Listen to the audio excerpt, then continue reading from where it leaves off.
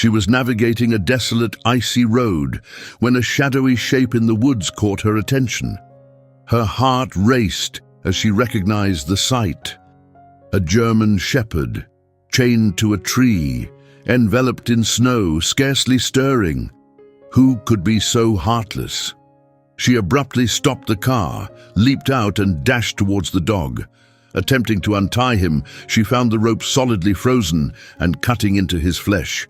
The dog appeared feeble, his gaze devoid of hope. She knew she needed to act swiftly, but her next move was unexpected and transformative. Lisa Carter's hands clenched the steering wheel, her knuckles bleached white against the biting cold.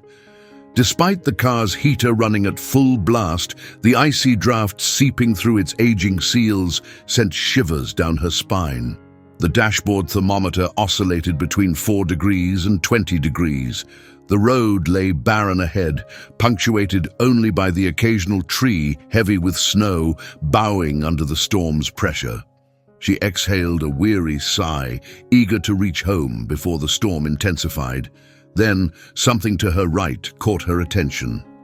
Beyond the tree line, a dark shape contrasted sharply with the white snow. Lisa's heart momentarily stopped. She decelerated, her breath fogging the windshield as the car's headlights illuminated the form. Her stomach churned with dread. It wasn't just a shadow, it was a dog, a German shepherd, tethered to a tree, motionless, his fur matted with snow. Lisa's heart raced. She slammed on the brakes and bolted from the car, the biting wind slicing through her coat as if it were mere paper. Undeterred, she dashed toward the dog, her boots crunching the icy earth beneath them. Every moment was critical. Approaching the dog, the stark reality of the scene struck her with overwhelming force. The German shepherd lay inert, his fur encased in ice, his ribs protruding from beneath his tangled coat. The rope around his neck was pulled so taut and frozen it resembled a noose. A lump formed in Lisa's throat as she knelt in the snow beside him. "Hey, buddy, can you hear me?" she whispered. The dog remained motionless. Tentatively, she reached out her shaking hands and gently pressed against his side, feeling a weak pulse. He was alive. Relieved, yet frantic, Lisa exhaled sharply. She knew she had to act quickly. Grasping the rope, she tugged with all her might, but it was immovably frozen. It seemed as though someone had deliberately left him there to perish. Anger surged within her as she struggled against the unyielding ice. "Hold on, buddy," Lisa murmured, her breath crystallizing in the frigid air. She yanked off her gloves, her fingers immediately stinging as they met the icy rope. She attempted to untie the knot, but it was as hard as stone, frozen solid against the tree's bark. A wave of panic flooded her chest. The dog trembled faintly, letting out a soft whimper from his chapped lips. His eyes opened, void of any fight. Lisa's throat constricted with emotion. She couldn't bear to let him perish this way. Frantically, she looked around for something, anything that could cut through the rope. Then, unexpectedly, the dog lifted his head slightly, his gaze hollow, yet locking onto hers. In that look, Lisa saw a faint glimmer of hope. But she was unprepared for what was still to unfold. The cold gnawed at her bare fingers as she clawed helplessly at the unyielding rope, as tough as if it were a chain of ice. The German shepherd lay motionless, his breathing shallow, his coat icy, his body hardly reacting to her touch. Clenching her teeth, Lisa knew she couldn't hesitate any longer. "Stay with me, buddy," Lisa whispered, her voice quivering from more than just the cold. Fear was taking hold too. How long had he endured the freezing solitude? Her fingers were numb from the icy grip of the rope, yet she persisted, tugging relentlessly at the frozen knot. It was sealed in ice, immovable. Desperately needing something sharp, she scanned the snowy surroundings, only to find branches and chunks of ice, none of which were helpful. Then her gaze landed on her car keys. They were hardly ideal, but they were all she had. With a swift movement, She pulled the keys from her pocket and thrust the metal edge into the icy knot, twisting and scraping, desperate to loosen it. The German shepherd let out a feeble whimper, barely managing to raise his head. His body trembled, his spirit nearly broken. Lisa felt her heart tighten in her chest, the reality striking her with brutal clarity. If she didn't free him now, he might not survive. She bore down on the key, her knuckles roar against the frost. Suddenly, the ice yielded, cracking just enough for her to yank at the rope once more. Though it initially resisted, her determination didn't wane. Tears welled up as she exhaled in frustration. "Come on," she urged herself. With a renewed burst of strength, she pulled harder, the rope scorching her palms, her arm quivering under the strain. Then, with a decisive snap, the knot loosened, and the rope fell away from the dog's neck, releasing him like a shackle being shattered. Lisa had barely a moment to react as the shepherd collapsed into the snow. Her heart skipped a beat in terror. He lay motionless, his body limp, his breathing nearly imperceptible. No, come on, buddy," she cried out, quickly shedding her coat and draping it over his frail body. His fur was icy, his life force was fading fast. Gently, she placed her hand on his chest, searching for any sign of life. A slight rise and fall confirmed he was still hanging on, just barely.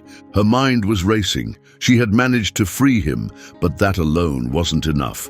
He needed warmth immediately, or he wouldn't survive. With no time to hesitate, she stooped down, wrapped her arms around the shepherd and lifted him. His body was shockingly light, far too light for his breed. He whimpered weakly as she held him close, trying to transfer her body heat to his. "I got you," she whispered into his ear. "I'm not letting you go." The bitter wind slashed at her exposed skin as she made her way back to the car. Uncertain if it was already too late, unsure if he could cling to life, but certain of one thing, she was not going to abandon him. As Lisa made her way back to the car, the harsh, icy wind seemed insignificant against the urgency of the moment.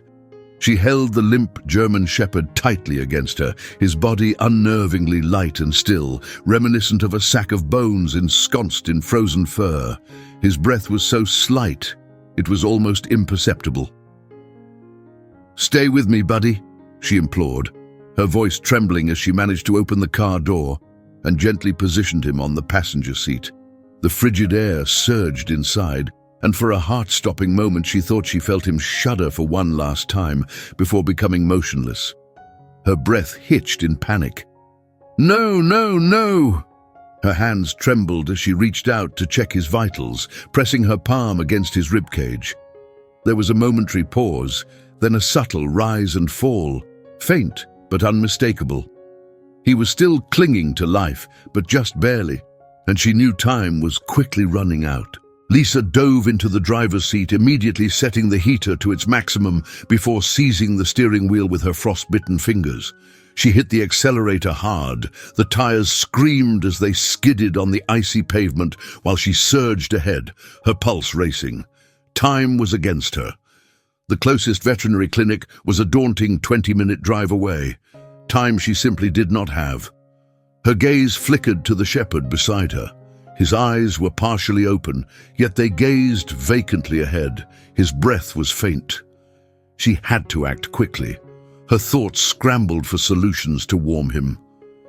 She stretched across to drag the ends of her heavy winter coat over him, then adjusted the air vents to channel warm air in his direction. Still, his body felt chillingly cold. Her hands shook as she checked his pulse on his neck, barely there. Panic clutched her heart. He was fading fast. In a moment of desperation, she pulled off her gloves and placed her bare hands against his icy ribs. The cold shocked her, making her gasp, yet she didn't recoil. She leaned forward, maintaining one hand on the wheel and the other pressed against his chest. "Come on, buddy," she murmured. "Stay with me." The car sped along the dark, misty road, its headlights struggling against the bitter cold. As minutes ticked by, he remained still. Lisa clenched her teeth until she tasted blood. Suddenly, a weak, hoarse sound broke the silence. Her eyes shot open. Looking down, she saw the shepherd's nose quiver, and a soft, halting whimper emerged from his throat. Lisa's breath caught in her throat. "That's it," she gasped, her heart thundering in her chest. She placed her palm back on his side. His body was dangerously cold, yet he was clinging on. Determined not to let him give up, she pressed her foot down harder on the accelerator, her vehicle slicing through the frosty road towards the veterinary clinic. The speed limits didn't matter now. She was resolute in her mission to save his life. Her car skidded to a halt in front of the vet clinic, tires sliding on the slick surface. The flickering fluorescent emergency sign cast a stark, chilly light over the entrance. She didn't even fully put the car in park before she was out the door, rushing to the passenger side. The German shepherd was motionless. A wave of dread washed over her.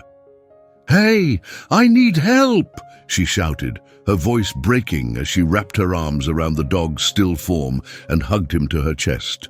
The biting cold lashed at her bare skin as she made her way to the door. Her legs were numb, her breathing labored, but she pushed on, unwilling to stop. The clinic's doors swung open abruptly as a woman wearing scrubs and a heavy coat hurried outside.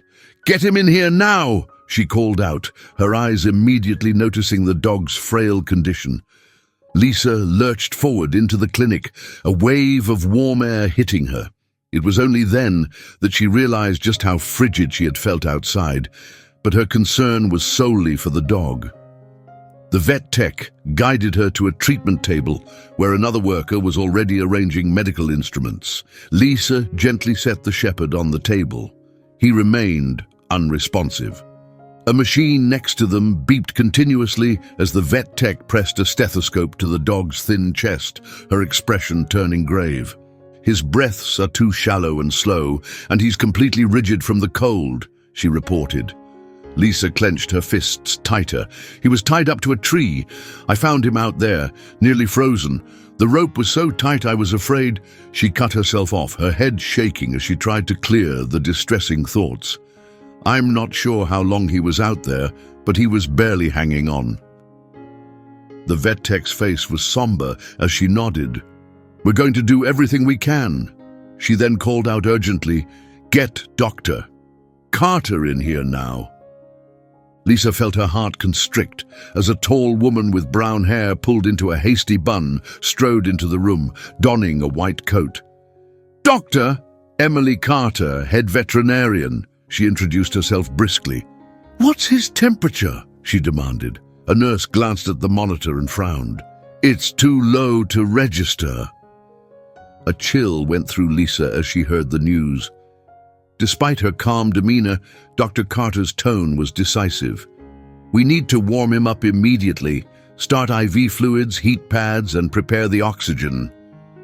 Lisa stepped aside, her heart pounding as the medical team sprang into action.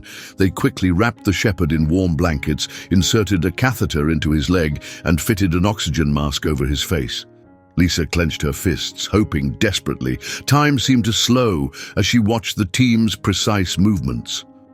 Dr. Carter monitored the dog's heartbeat, her expression intense. "His pulse is weak, but it's stable for now," she stated, providing a glimmer of hope amidst the tension. Lisa swallowed hard, her voice shaky.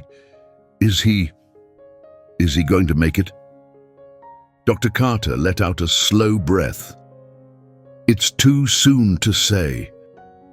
A sharp pain squeezed Lisa's chest, but the vet's gaze remained on the dog's delicate form as she added, "He's still fighting." Hearing this, Lisa's breath caught in her throat. That was enough for the moment. It had to be. She rested her hand on the edge of the treatment table, murmuring, "You're not alone anymore." The shepherd didn't react, but his ears flicked ever so slightly.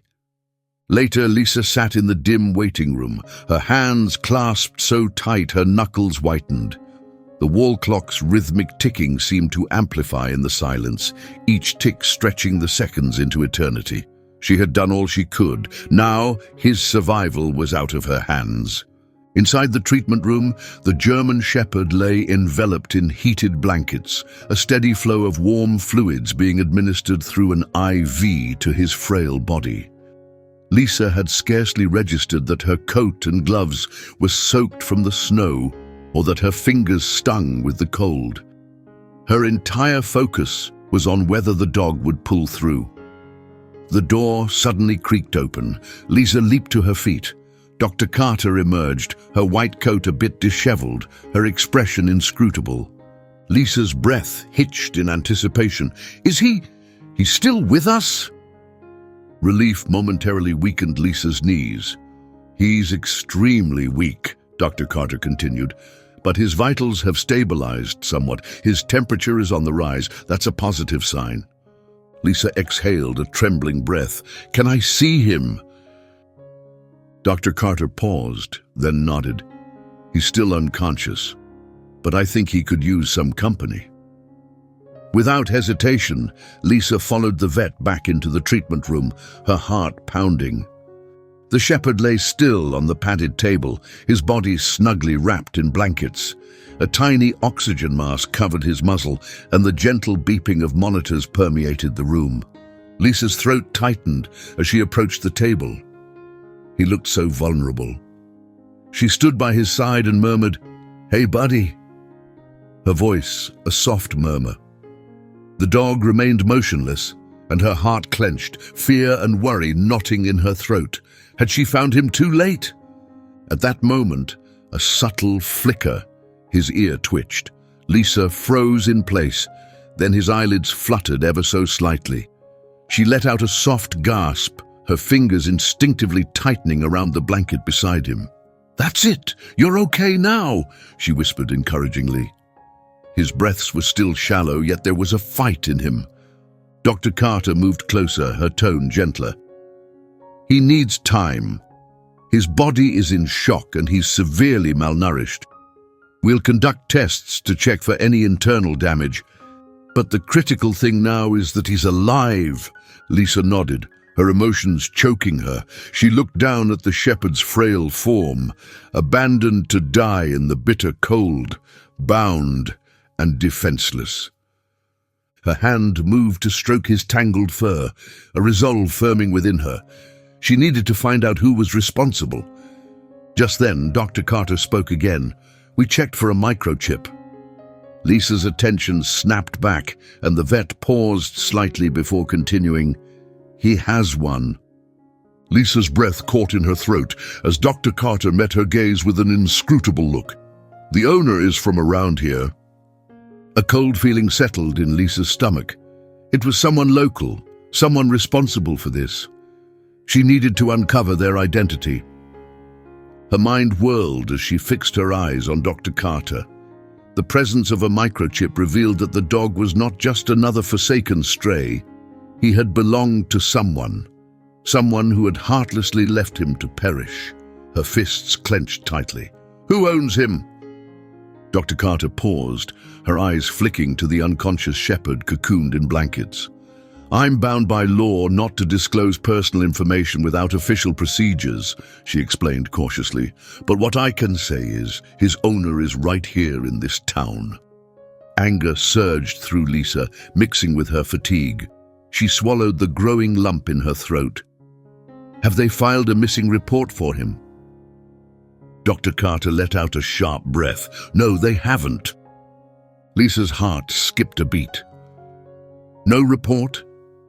Not even a lost poster? They never intended to find him."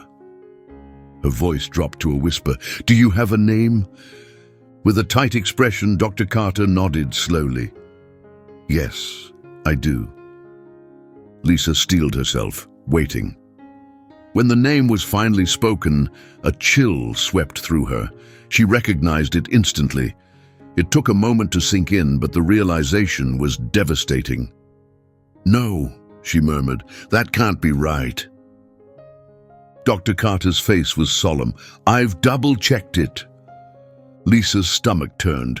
Not only did she recognize the name, she knew the man. He was a well-regarded business owner in the community, trusted by many, and yet he had abandoned this dog to perish. Her fingers shook as she gazed down at the shepherd, his delicate form barely stirring beneath the blankets. How could anyone do this to him? She fought back a rising lump in her throat. What do we do now? Dr. Carter folded her arms. Legally, we must inform the registered owner before we can rehome the dog. Lisa's heart raced. So we have to contact him. Dr. Carter paused, weighing her words. If we don't, and he later claims the dog, it could lead to legal complications.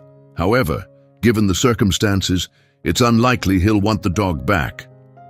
Lisa took a deep breath, her mind reeling.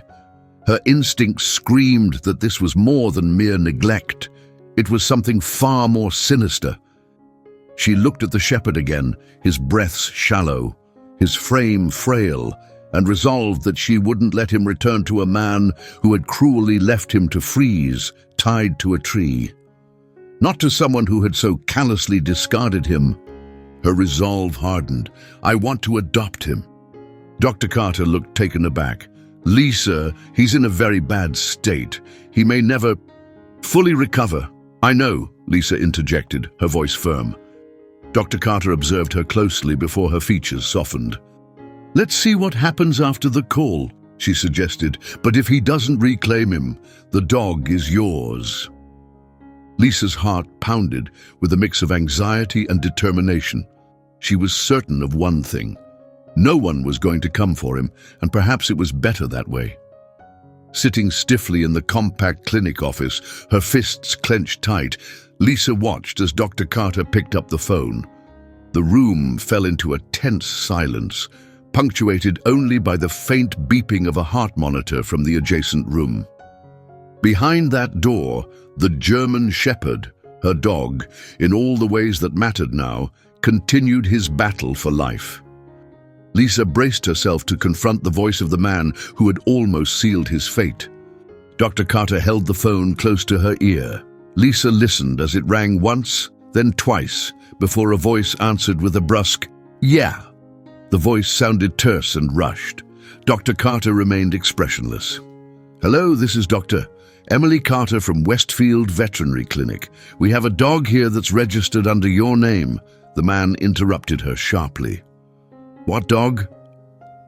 Lisa felt a chill run down her spine. Dr. Carter spoke with unshaken composure. "A German shepherd. He was discovered tied to a tree in the freezing cold, close to death.